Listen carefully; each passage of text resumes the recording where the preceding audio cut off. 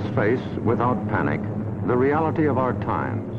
The fact that atom bombs may someday be dropped on our cities.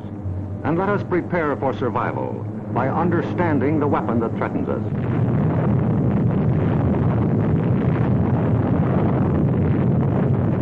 An atom bomb destroys or injures in three ways: by blast, heat, and radioactivity. The blast of an atom bomb is its most important destructive agent. In Japan, whole buildings were flattened by its force. However, many buildings of sturdy construction, even though close to the explosion, remained standing. The principal dangers of blast are flying glass and debris, the fires it may start, and the danger of being crushed in collapsing buildings.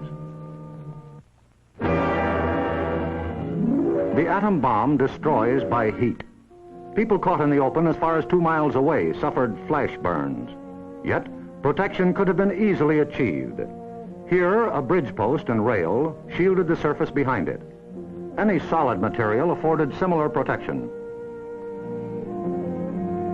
The third weapon of the bomb is radioactivity, thrown off at the instant of explosion. However, the majority of people exposed to radiation recovered completely, including a large percentage of those who suffered serious radiation sickness. Today, they lead normal lives. They bear children. Their children are normal. These, then, are the weapons of the atom bomb that we must protect against: blast, heat, and radioactivity.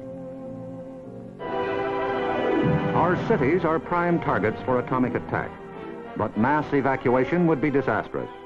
An enemy would like nothing better than to have us leave our cities empty and unproductive.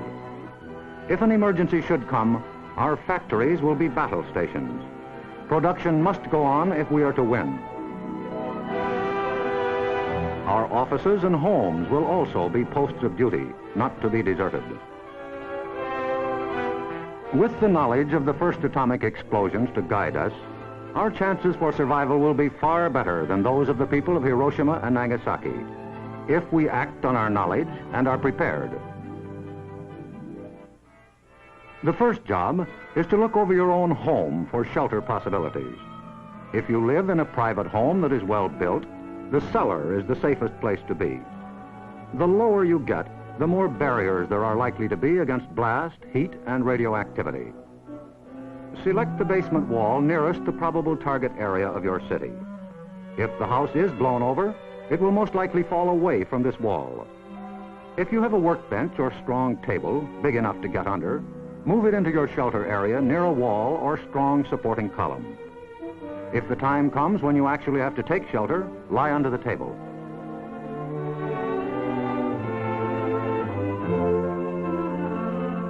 If you live in a home that has no basement, choose a shelter area without windows on the ground floor.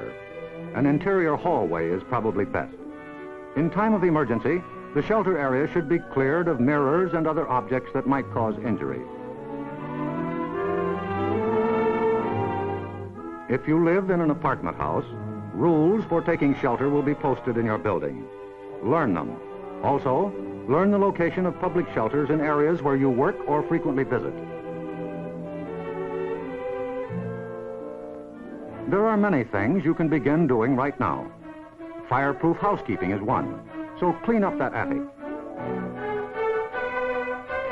Keep waste in covered containers. Don't let trash pile up in the yard. Set aside a small supply of canned goods. They're safe from radioactivity. Have a good flashlight on hand. Electric lights may go out. Keep a first aid kit and learn how to stop bleeding.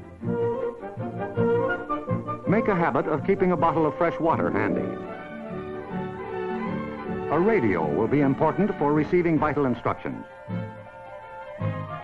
Finally, prepare the shelter area and collect all necessary shelter equipment.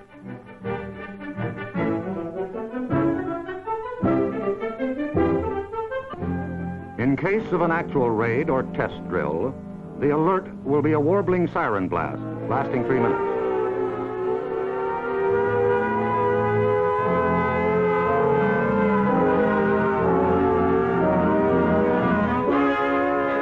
Once you hear this, act fast.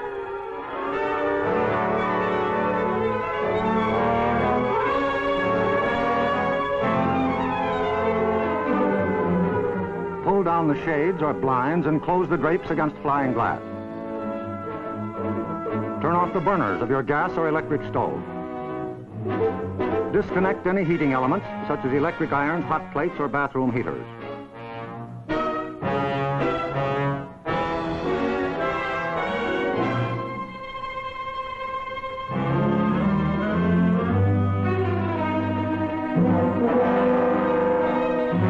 Close all outside doors, but leave them unlocked. Turn off the gas or oil burners.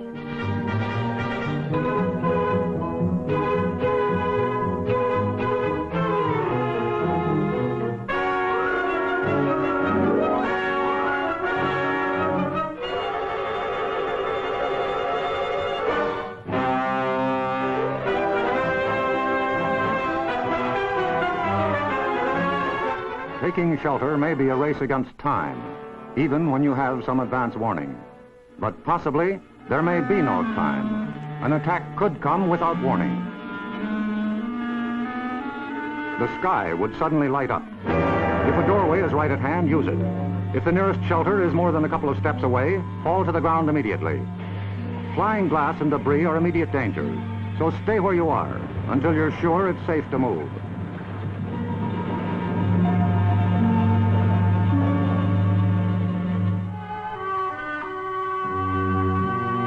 If you are at home when a surprise attack occurs, crawl beneath a table if it is very near, or drop to the floor with your back to the window.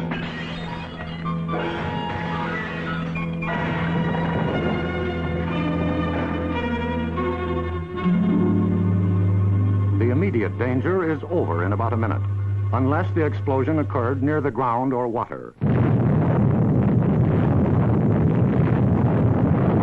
In this case, radioactive materials are trapped in the particles of dirt or water thrown up by the explosion.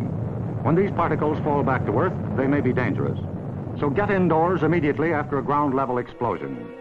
Cover broken windows against radioactive dust with blankets or cardboard. Civil Defense radiological teams, equipped with radiation survey meters, will check on contamination in any bombed area. Stay under cover until you hear officially that it is safe outside. If you have been exposed to radioactive dust, wash the exposed areas. Pay particular attention to your hair. Get all the dirt from under your fingernails. If the people of Hiroshima and Nagasaki had known what we know about civil defense, thousands of lives would have been saved.